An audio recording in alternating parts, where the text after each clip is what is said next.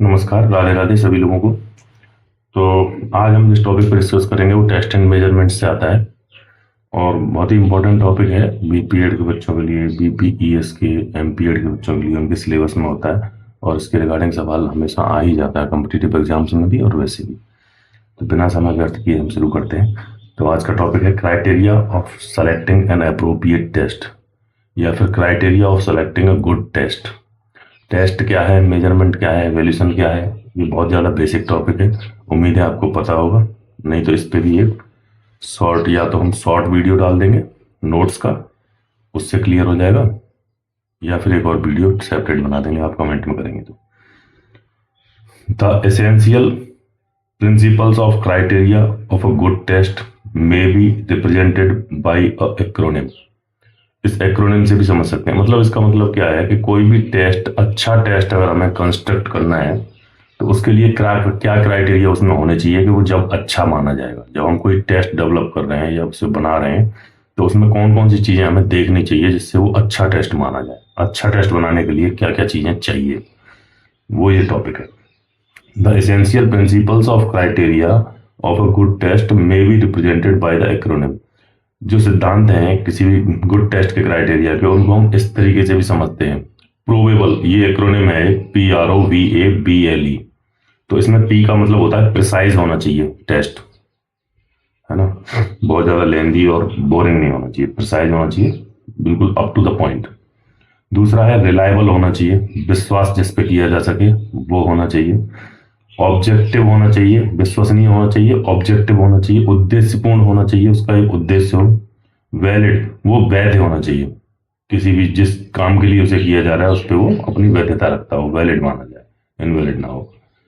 ए से आता है एडमिनिस्ट्रेटिव, एडमिनिस्ट्रेटिवली फिजिबल होना चाहिए, उसको एडमिनिस्टर किया जा सके आराम से। फिजिबिलिटी का मतलब होता है संभाव्यता, वो उसकी संभावनाएं हों, उसे आराम से एडमिनिस्ट्रेटिव एग्जीक्यूट किया जा सके, मतलब उसको प्रोसीजर को आराम से अपनाया जा सके। ऐसा ना हो कि हमने हाई फाई तूफानी कोई टेस्ट बना लिया जैसे हम कर ही नहीं पा रहे, जैसे कंडक्ट ही नहीं कर पा रहे, जैसे ले ही नहीं पा रहे टेस्ट को, चाहे वो स्किल टेस्ट हो, चाहे मोटर एबिलिटीज का टेस्ट हो, चाहे किसी भी चीज का टेस्ट हो, किसी भी तरीके का। हम फिजिकल एजुकेशन के उसमें पर्सपेक्टिव में बात करेंगे। और BL&E, ये जो है BLE लास्ट वाले, BL&E इसका मतलब है बाउंड टू लीड।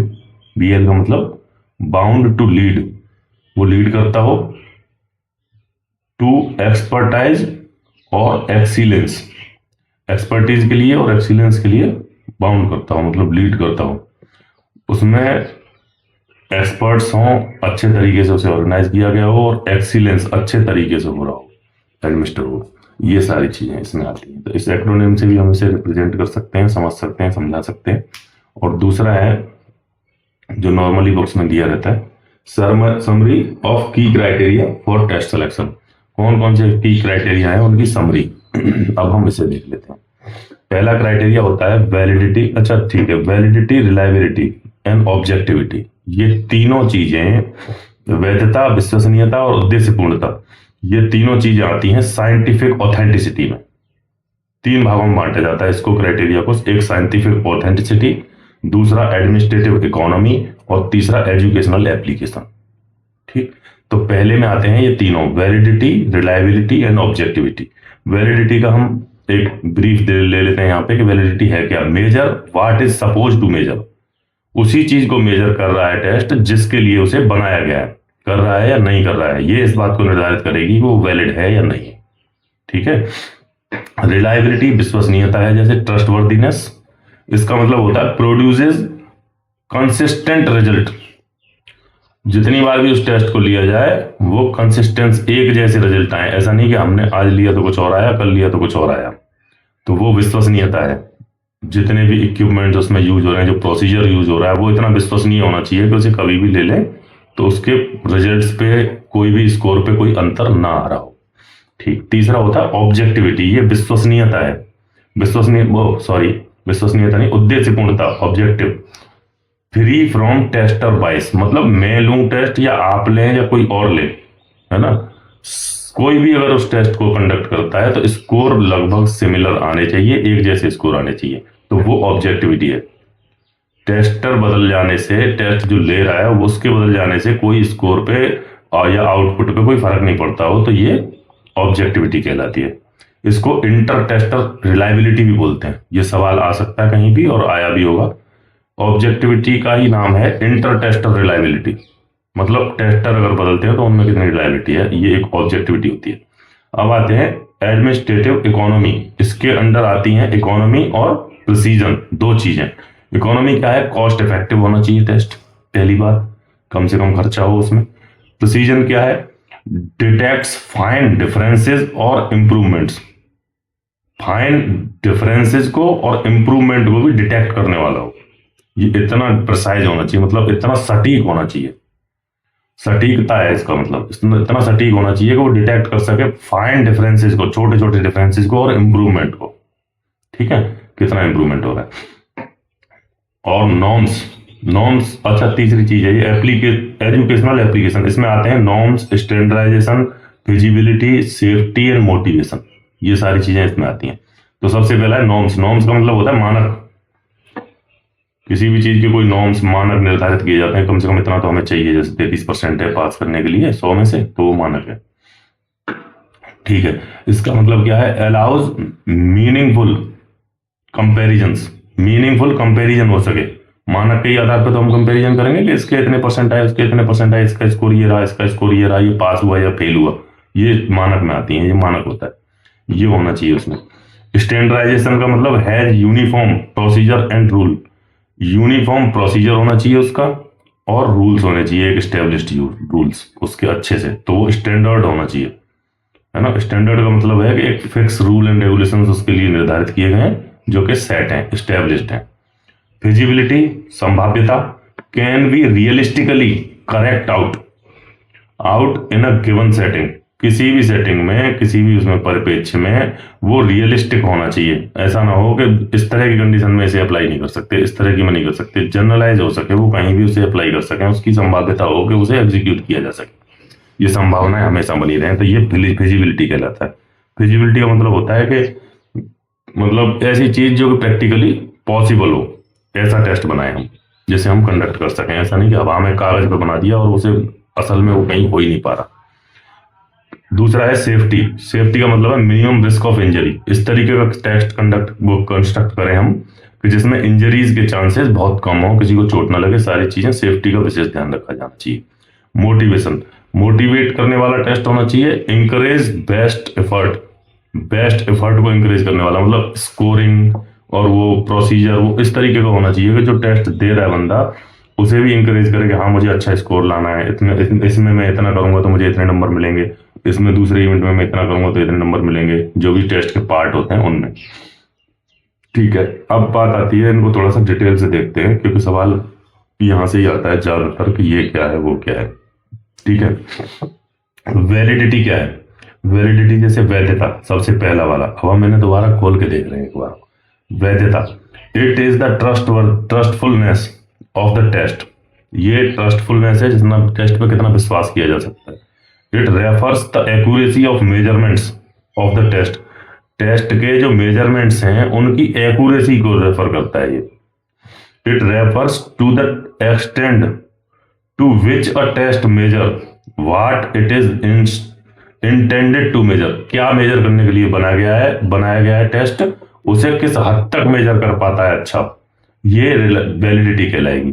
ठीक है, दूसरी डेफिनेशन देखते हैं। Degree to which a test और instrument measures what it purports to measure, जिसके लिए मेजर करने के लिए वो बनाया गया है, या इंस्ट्रूमेंट हो या फिर टेस्ट हो कोई, उसको किस हद तक वो मेजर कर पाता है, ये उसकी वैलिडिटी है। ठीक है, अब वैलिडिटी भी कई तरह की है, इसके भी कई प्रकार हैं, और यहीं पे कंफ्यूजन ज्यादातर होता है। यूजीसी नेट वगैरह में जो कॉम्प्लेक्स कॉम्पिटिटिव एग्जाम है, अब तो सारे ही कॉम्प्लेक्स होते जा रहे हैं, उनमें इस तरह के सवाल यहाँ से पूछे जाते हैं, केवल वैलिडिटी को नहीं पूछते, वो यहाँ से पूछते हैं। अच्छा, वैलिडिटी का एक वो है कि कहाँ से कहाँ तक कैसी है। 0 से लेकर 0.49 तक अनएक्सेप्टेबल है। अगर वैलिडिटी का स्कोर 0 से लेकर 0.49 तक आता है तो वो अनएक्सेप्टेबल माना जाएगा, वो अस्वीकार्य है। और 50 से लेके 0.69 तक आएगा तो फेयर एंड एवरेज। ठीक है, और 70 से लेके 0.79 तक, 0.70 से 0.79 तक आएगा तो उसे बोलेंगे हाई, अच्छी। और 80 से लेके 1 तक जब जाएगा, 1.0 तक, तो वो एक्सीलेंट वैलिडिटी मानी जाएगी। इससे भी पूछ लिया जाता है कि हाई या एक्सीलेंट के लिए क्या क्राइटेरिया है, उसके 4 ऑप्शन दे देगा, उसमें पूछ लेगा। तो ये रेंज भी हमें याद रहनी चाहिए।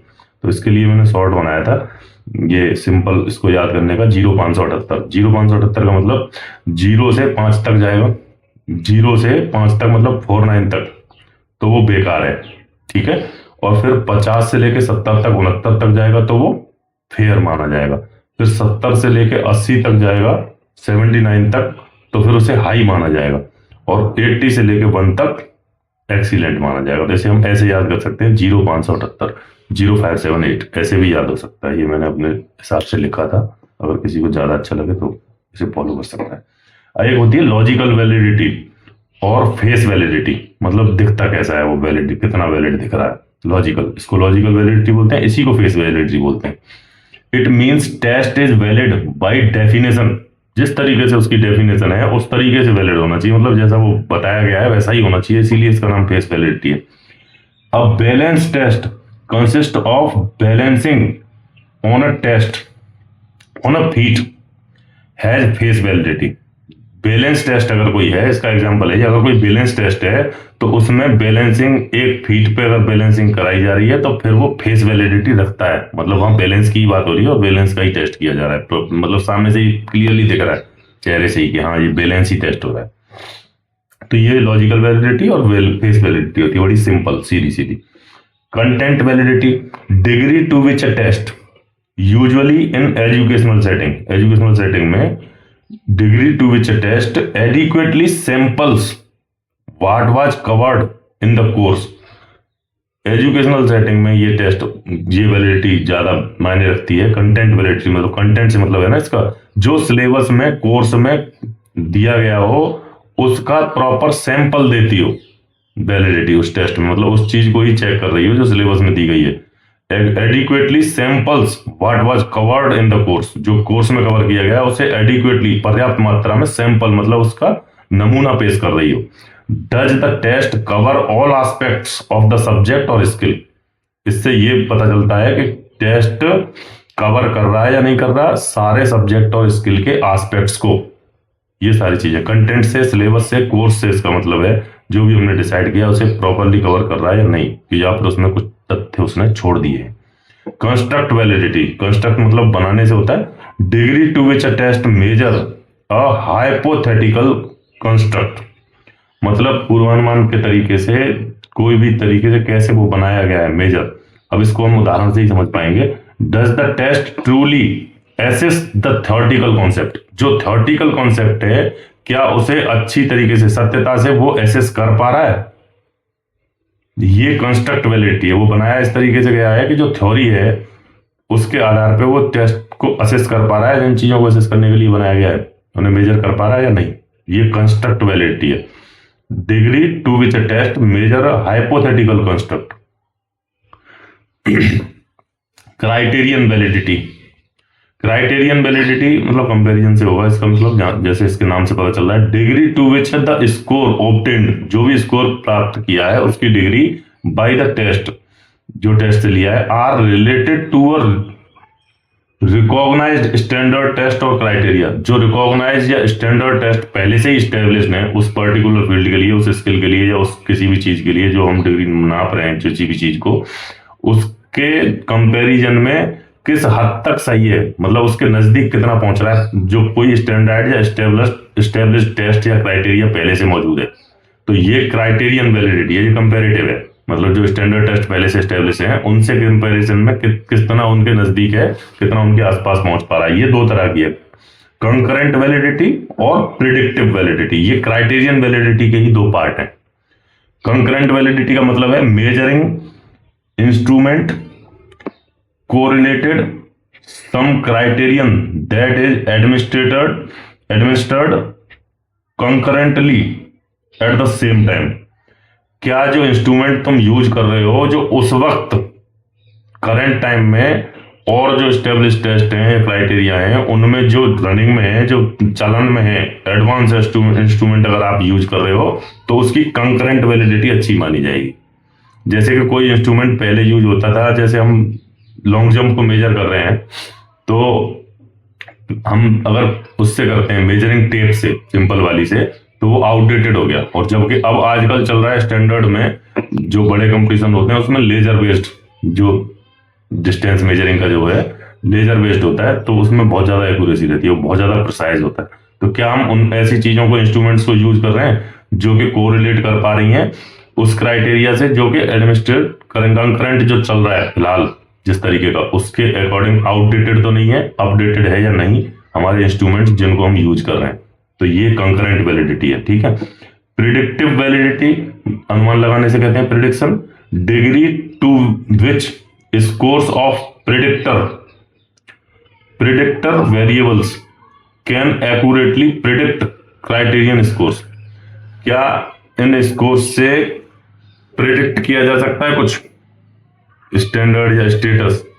जितना, जिस हद तक किया जा सकता है उतना ही वो प्रिडिक्टिव वैलिडिटी रखता है। ठीक है। अब दूसरा आता है रिलायबिलिटी।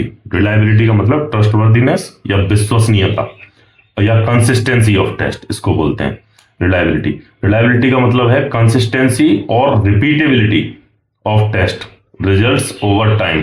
कभी भी उस टेस्ट को लिया जाए, जितनी भी बार रिपीट किया जाए, उसमें स्कोर्स में या उसके आउटपुट में हमेशा कंसिस्टेंसी रहनी चाहिए, निरंतरता रहनी चाहिए, एक जैसे रहने चाहिए। अगर वो रह पा रहे हैं तो वो टेस्ट रिलायबल कहलाएगा। It refers to stability of the test score. Score जो है वो स्टेबल रहे, ऐसा नहीं कि कभी आज लिया टेस्ट तो स्कोर बदल गए, एक महीने बाद लिया तो कुछ और हो गए, तो वो नहीं माना जाएगा। इसका भी फॉर्मूला है, इसे वहीं पे अप्लाई करके देखेंगे हम, जो इसकी उसको बताता है अनएक्सेप्टेबल, फेयर, हाई और वेरी हाई और एक्सीलेंट। इसके लिए 0690। ठीक है, ये इसका आता है रिलायबिलिटी का। ये हाँ इस तरीके से, उसमें हम इसको कंपैरेटिव करके देख लीजिएगा, समझ लीजिएगा वीडियो में पीछे जाके। तो उसका ये फॉर्मूला है 0690 और इसका है 0785 और 95। मतलब इसमें 0.85 आता है, 0.95 आता है, यहाँ 0 है, यहाँ 7 है, ये सारी चीजें सही है। इसमें थोड़ा सा अंतर है क्योंकि इसमें पॉइंट में आ जाता है, वो 85 या 95 ये ऐसे हो जाता है। ऑब्जेक्टिविटी पे आते हैं हम, उद्देश्य पूर्णता कितनी है उसमें, उद्देश्य किस हद तक वो अपना पूरा कर पाता है।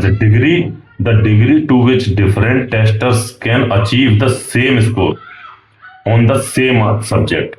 सेम सब्जेक्ट पे अलग अलग टेस्टर एक ही जैसे स्कोर ऑब्टेन अगर कर रहे हैं, किस हद तक कर रहे हैं, वो उसकी ऑब्जेक्टिविटी है। इसीलिए इसका नाम, अलग अलग टेस्टर्स की बात हो रही है ना, अलग अलग टेस्टर, मैं टेस्ट ले रहा हूं तब भी उसी तरह का स्कोर आ रहा है, आप टेस्ट ले रहे हैं तब भी उसी तरह का आ रहा है, कोई और ले रहा है तो भी उसी तरह का आ रहा है। इसीलिए इसका नाम रखा है also called inter tester reliability.